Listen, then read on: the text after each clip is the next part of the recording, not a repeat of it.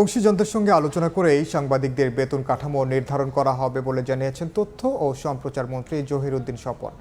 সকালে economic reporters ফোরামের কার্যালয়ে গণমাধ্যমের প্রাসঙ্গিকতা শীর্ষক অনুষ্ঠানে কথা জানান তিনি। বলেন, সমালোচনা ও অনুসন্ধানী প্রতিবেদন সরকারের কাজে সহায়তা করবে। ডিজিটাল নিরাপত্তা আইন, মিডিয়া রিফর্ম, বিজ্ঞাপনের নীতিমালা নির্ধারণ হয়নি উল্লেখ করে তিনি বলেন, এ নিয়ে অঘোষিত প্রতারণা চলছে। এ বিষয়ে দেয়া প্রতিশ্রুতি বাস্তবায়নে সরকার কাজ করছে বলেও জানান মন্ত্রী।